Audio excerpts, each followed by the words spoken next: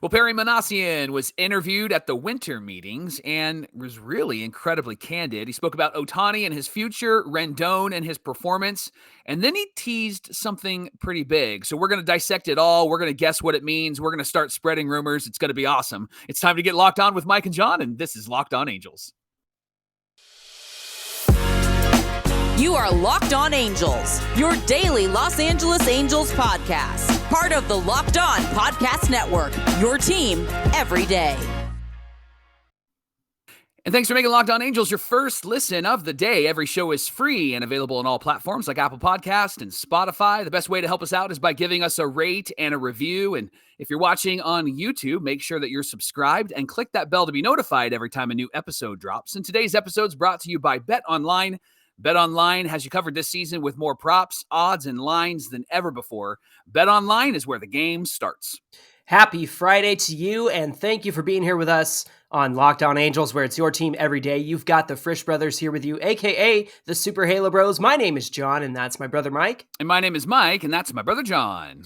You know, Mike, as fans of this team for many, many, many, many years, I can't say that I've not been more excited than this offseason, I think, with some of the moves that we've been making. And the winter meetings were actually pretty interesting as well, especially the money given out this offseason, this winter meetings, all those big free agent signings that they did. Yeah, it was like $2 billion combined was like all the future contract and salaries that were signed. Did you see the tweet? I remember who it was, but it was kind of a big name person. And they said, all right, let me get this straight. MLB contract, here's the average. And it was a high $1 million average. Then it said football contract, here's the average. NBA contract, here's the average. And then it said NHL, $17.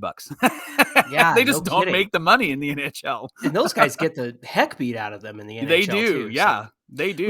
We want to talk about the winter meetings, kind of put a little bow on it because it is the Christmas season, and Perry Minasian was interviewed during the winter meetings, and he was on MLB Network, and he had a lot of great things to say, and one of those things was just the fact that he was very candid about this team. He was very open and honest about his role, what they are setting out to accomplish this offseason, some areas where he failed last season in terms of having depth and providing that for the team, and he was very honest and open, and that's something I really like to see, is just transparency from Perry Minasian and being able to admit, yeah, you know what, I fell short in terms of rounding out the middle of this team. So we want to talk about some of the things that he spoke about, and first, let's talk about Perry Minasian on Tyler Anderson. He said that they signed him because he is more than a great pitcher. Yeah. He's a great clubhouse guy, and he brings a great presence to this team.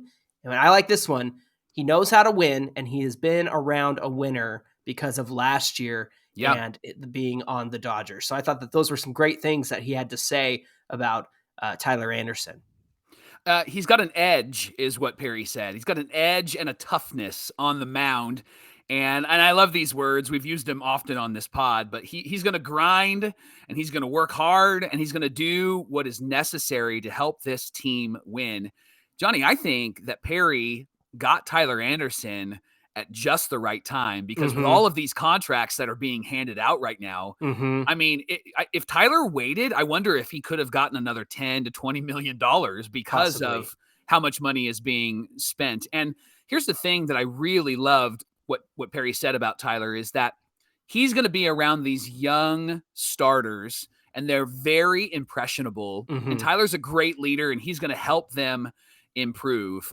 When Mark Gubizzo was talking with us, he actually mentioned how this team got better. Those young pitchers got better because they're constantly talking to each other. Yeah. And they're constantly evaluating their performance, and they're asking questions. What'd you throw there? Why did he miss that? And what Perry said is Tyler Anderson is that type of guy. He'll come off the mound, and he's not so focused that you can't talk to him. He's not Max Scherzer. He can come off the mound, and then the young guys can ask him questions and really get some clarity as to why he's doing what he's doing. He's a soft contact guy. And what Perry said was, as a pitcher, Tyler Anderson, as a pitcher, he's going to cause a lot of hitters to put the ball in the air, which is great at night in Anaheim, because you're not going to be able to really hit that ball very hard. Now, during the day, he might have a bit of an issue because the air feels really thin when it's sunny there, right? Like on a Sunday, or maybe that that mid-afternoon Wednesday game when they're trying to get away. But if he pitches mainly at night in Anaheim, I think he's going to be really successful, because last season he had a lot of batters off balance with his soft contact and then making contact, and then it's popping up in the air. Perry also said that Tyler will slot in as the number 2 starter as of right now, unless they make some other moves. Johnny, I really like this move. I'm excited about this move. And when we look at the moves that are being made around the league, here's what I really am impressed with when it comes to Perry, especially getting Tyler Anderson, is our former GM with the Mets is just throwing out a bunch of money and signing a bunch of guys, right?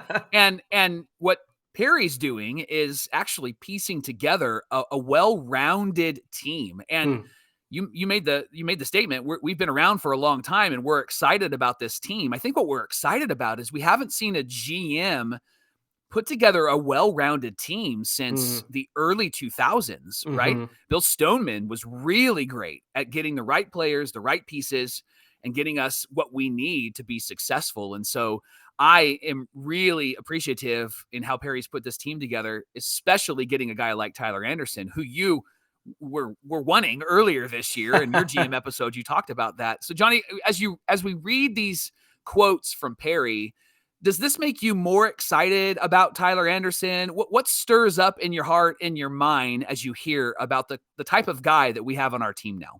I like that Perry said that he has an edge and a toughness on the mound. And with a lot of the young guys, I think you are starting to see that. I think Patrick Sandoval is an example. He does get a little emotional in terms of displaying what's frustrating to him. But I know that he goes out there and he is just laser focused on pitching. But edge and toughness, and a guy who doesn't have a very hard throwing fastball, reminds me of my favorite pitcher, Jared Weaver. Who was not going to throw a fastball by you at 98. Of course, he was low 90s for most of his career, and then high 80s for the back half of his career. But he was still effective because his off-speed stuff was so great. And I think that with Tyler Anderson, you think about that changeup that he's got that really changed with the Dodgers. I think he's going to bring that to the table next season. And to have an edge and a toughness on the mound, Mike, there's so many intangibles that we don't see outside of the stats. We can look at StatCast, we can look at Fangraphs, we can look at Baseball Reference and try to get a picture of what this guy is going to bring to the table to the team.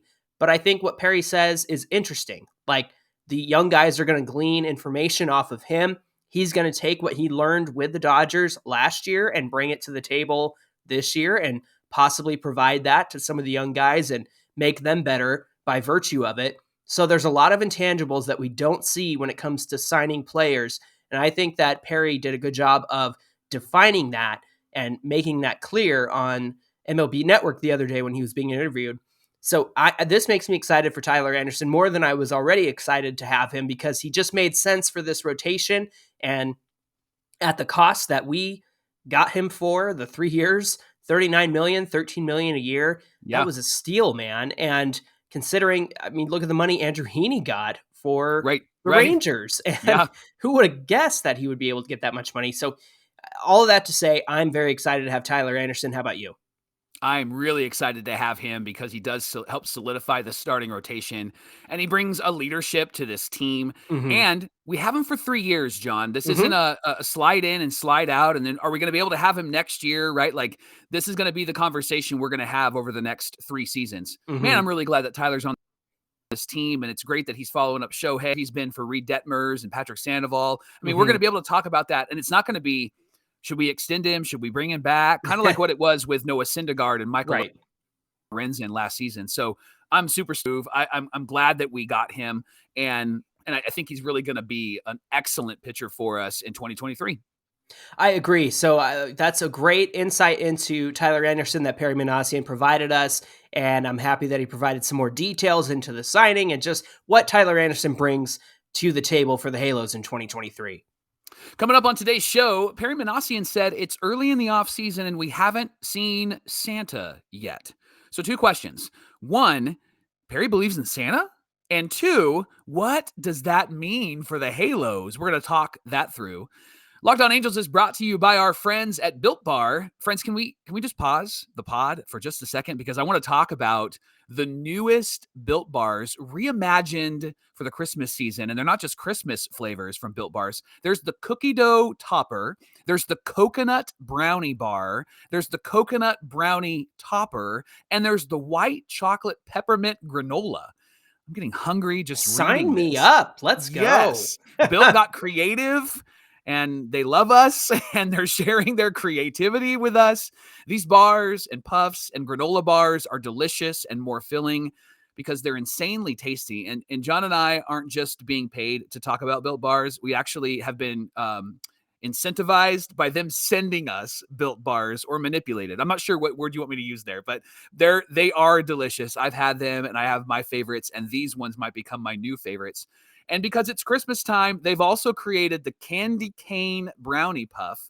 So for anyone who hasn't tried Built Bars yet, you need to. They're literally the best tasting protein bars ever built with 100% real chocolate, 17 grams of protein, low sugar, and only 130 calories. You can sink your teeth into a Built Bar, and that first bite will change your life. There will be the time before you try these bars, and then there's going to be the time after, and you're going to be hooked because they are so delicious. John, my oldest daughter, traveled recently, and the area that she traveled to, she met some new friends, and there are Built Bar signs all around. Really? And she mentioned how Built Bar is a sponsor of Locked On Angels, and they went, Locked On Angels, like with Mike and Jon Frisch. And so they knew us in a whole nother state. So we're grateful for all the listeners. Did she also mention how she stole your Built Bars when they got delivered to you? And they didn't have enough time for that conversation. But you don't have to steal your own Built Bars. You can actually purchase your Built Bars at built.com and use our promo code LOCKEDON15 and you'll get 15% off your order. Again, get 15% off of your order right now using our promo code LOCKEDON15 at checkout. Go to built.com today and remember, Built, you gotta try this. Hey, thanks for making Locked On Angels your first listen today. And for your second listen, go and check out Locked On Sports today. From the games that matter the most to the biggest stories in sports, go beyond the scoreboard and behind the scenes with local experts and insights only Locked On can provide. I saw Stacey Gotsulis from Locked On Yankees talking with Peter Bukowski over on Locked On Sports today about the Aaron Judge signing. Ooh. And just how exciting that is for Yankee fans. So Locked On Sports Today is available on this app, YouTube, and wherever you get your podcasts.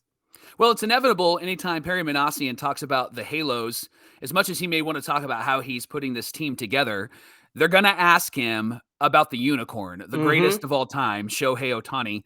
And I loved that the first thing that he said, and this is a quote, this is not me manipulating this quote, this is Perry Minasian saying, Ohtani isn't going anywhere and that he's going to be an Angel moving forward and into the future. And so I loved that he was very candid about that. And then we shared this on yesterday's show. Perry said that his kids love Shohei and his kids won't talk to him if he lets Shohei get away. And fantastic. We won't talk to him either, right? Like we're going to be mad at him. No matter if we win the World Series and Shohei's gone, we're still going to be upset, right? And so exactly. I love that he said this about Shohei. And then Johnny, he talked a lot about Shohei, the player, and the time that he puts in, the energy that he puts in. So why don't you talk a bit about that? Yeah, Perry Minasian said on Ohtani, the player, nobody is more committed to their craft. Ohtani is never satisfied. You can hear that in his offseason interviews. Perry felt it was important to free him up and let him play his game, which is why they were not putting any limitations or restrictions on how often he pitched or how often he would hit. You know, the inclination is, let's give him a day off after he pitches because he needs some rest. But Ohtani wants to go back out there and hit the next day. And so he feels up for it. And they're like, okay, whatever you want. And that's why I'm not concerned about him possibly getting more innings pitched in 2023. I think that's only going to be a benefit to the team and to Ohtani, to be honest. And Perry said that he is happy Ohtani is going to play for Japan in the World Baseball Classic. If you didn't know that, Ohtani is going to be on Team Japan. He will pitch and he will hit. However, they're not sure if they want to use him as a starter or possibly a closer with Team Japan. So that would be kind of fun to see as well. And think about it. If Team USA and Team Japan face off at some point, we're going to get a Mike Trout versus Shohei Ohtani matchup, hopefully. That would just be the coolest thing to see in the World Baseball Classic. It's interesting they're talking about him as a closer because I know that a lot of people, when Ohtani was hurt and couldn't pitch, a lot of people were saying that that's probably the best way to use Shohei as he is hitting and as he is pitching. And everybody they had were all wrong. all these great ideas. And yes, they were wrong. John, can we talk about that quote? Ohtani will be an angel going forward. It sounds like there's been a lot of discussion, or at least some discussion. They've talked about what the future would look like. It also sounds like money isn't going to be a factor in signing Shohei Ohtani. And something that caught my attention, and I know caught your attention, was we were one of the finalists for Wilson Contreras, who signed with the Cardinals, a catcher who signed with the Cardinals, 5 years, $87 million, which means that we've got some money to spend if we were a finalist for that guy. And it makes me think that we're going to make some more moves. We'll talk about that in a moment. But when it comes to Shohei and giving resource to Shohei, it doesn't sound like there's going to be a limitation moving forward. And so if we become the San Diego Padres and just offer money to everybody that moves, then it might actually be a really exciting season. And maybe we're not even going to have to worry about Shohei hitting free agency because the Angels are going to lock him up this season. Yeah, I know Contreras signed just the other day, and it was reported by a Cardinals writer that the Angels were one of the teams in on him, and he eventually was won out by the Cardinals. And that got people asking the question, okay, if they were in on Contreras and they're sitting where they're sitting in terms of the luxury tax salary, a Contreras move probably would have put them over, or at least up to the luxury tax of $233 million. I wonder when this occurred during the offseason. I wonder if the Angels had an earlier bid and perhaps some money moved around at some point, and now they were closer to the luxury tax than they were when they offered Contreras a deal. But I could be wrong. It could have been recent, and it could have been a move that they were going to go over the luxury tax. But I really think that money isn't a factor for the Angels. I think that they will do everything that they can to keep Ohtani in Anaheim, especially new ownership who's coming in. They're going to want to keep Ohtani here. And Mike, what stands out to me about the Aaron Judge deal is that 9-year, $360 million deal, which is insane, but the guy bet on himself and he earned like $147 million more than he would have if he had signed with the Yankees at the beginning of 2022. To me, that is an interesting contract to look at because, and quite frankly, all of these deals that are being signed are interesting to look at because you notice how they're all a lot of years. They are taking all of these players, Bogarts, Trey Turner, Aaron Judge, they're taking them all to age 39, 40, 41. And it's because these teams want to win in the first half of those contracts. And they want these guys locked down for the first half of those contracts. Whatever happens, in the back 10 years, it is not a big deal because you're assuming it's going to get you to the playoffs. You're assuming it's going to get you at least a World Series run, maybe even a trophy. And then it's like, okay, we got our trophy with Trey Turner. We got our trophy with Bogarts. We're good. Bogarts can suck the rest of his career. He won't, but that's all of that to say, Ohtani is going to get all these crazy offers of 10 years. $500 million. He's going to be the highest paid player in history, I think. And if it's a long-term deal, it could be the biggest contract of all time. If it's somehow a short-term deal, it's going to be the highest annual average value of all time.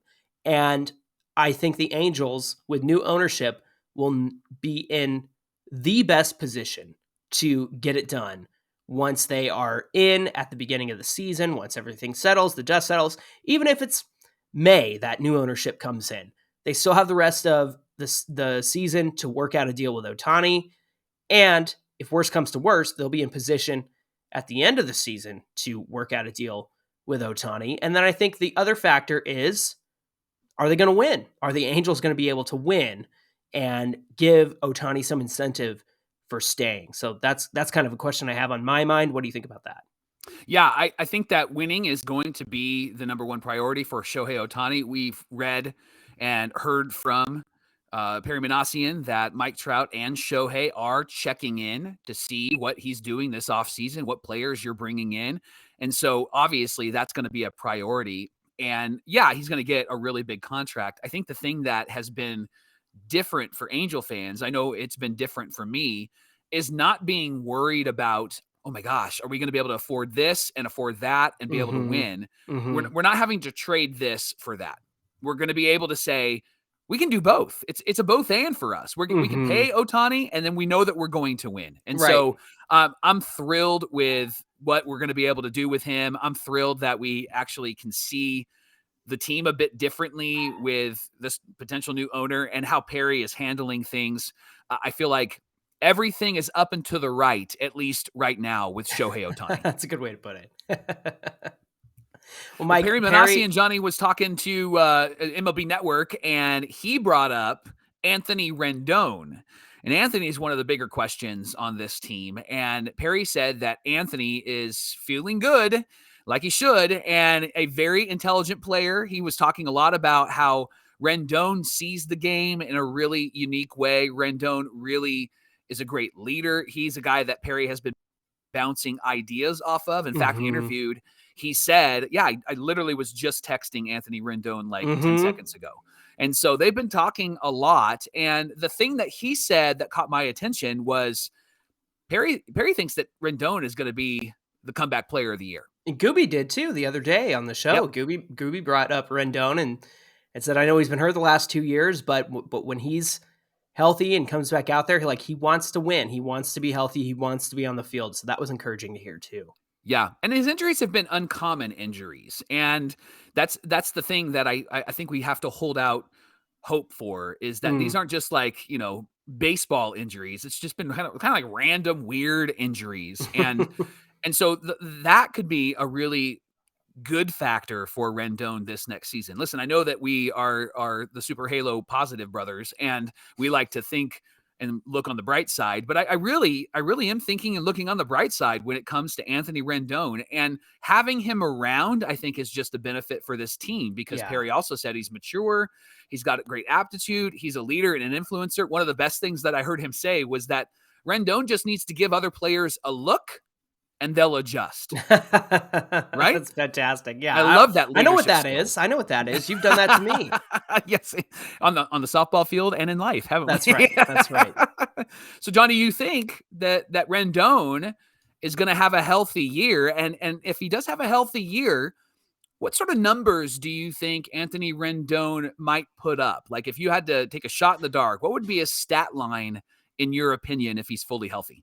I think he's going to hit something like 270 to 280 if he's fully healthy. He'll probably have maybe 15 to 18 home runs. I don't think that he's been the home run hitter that I don't think he will be the home run hitter he was with the Nationals. Not that he was much of a home run guy, but I think that he's still going to get all those extra base hits. He's going to hit tons of doubles. He's going to move runners over. He's going to come through in the clutch. He's got some really good batting averages with runners in scoring position. Even in the short window that he had last year, he's coming through when it counts. So if they can get guys on in front of him, and he's got a great on-base percentage as well, I think all around he's going to have a successful year. Just got to stay healthy.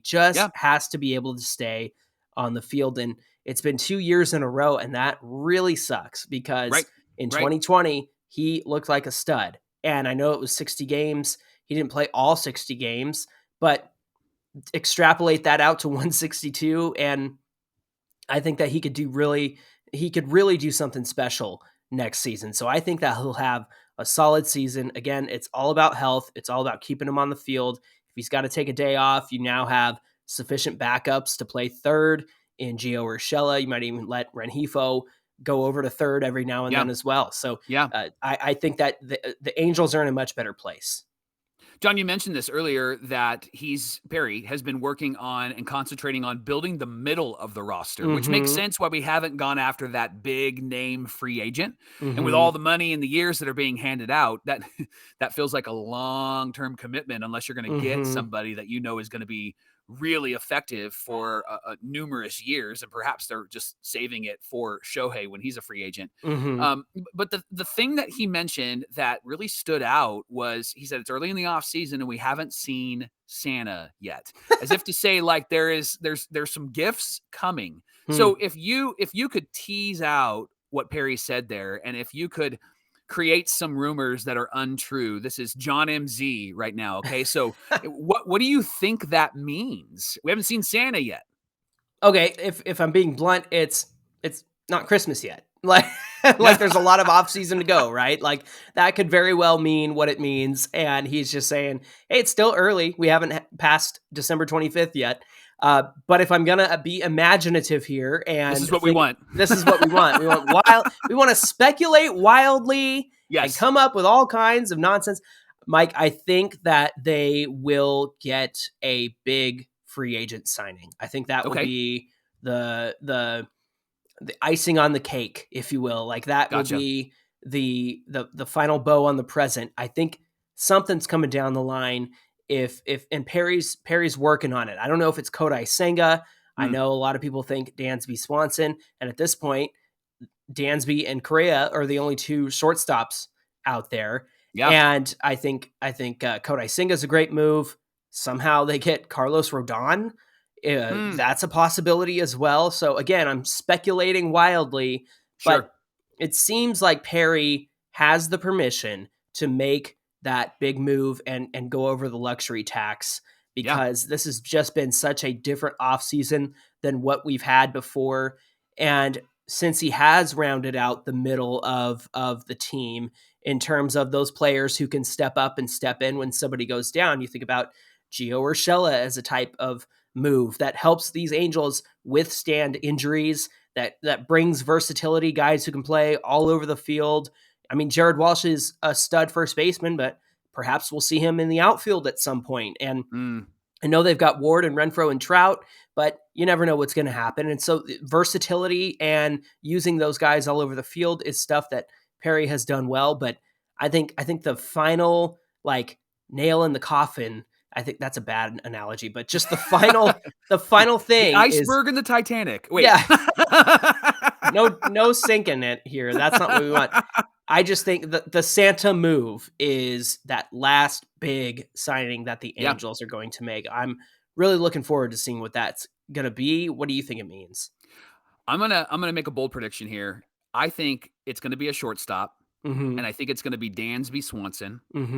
And the reason why I think that is because doesn't Dansby feel like he just fits in this team? What do you mean? Carlos Correa doesn't feel like he does. Okay. Right? And because he was an Astro and because they cheated in 2017, he's not going to go to the Dodgers. He's not going to come near LA, right? Dansby feels like a gritty, gutty kind of David Eckstein, Gary DiSarcina type of player, Orlando Cabrera, right? And so I can see him making that move. He's the cheaper option. And so I think that Dansby Swanson will be a halo by the time spring training starts.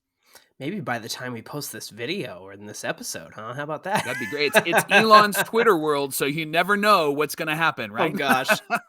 He needs to be banned. That word needs to be banned from the show.